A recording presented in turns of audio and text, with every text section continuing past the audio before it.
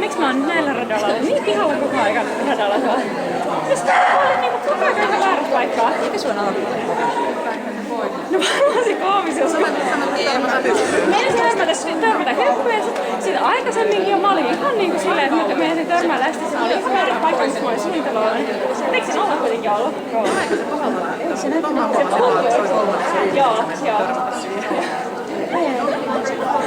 Eikä se olisi vaan päässyt, tästä meni hienoksi. Vähän karrukset taas valui, kun mä olin.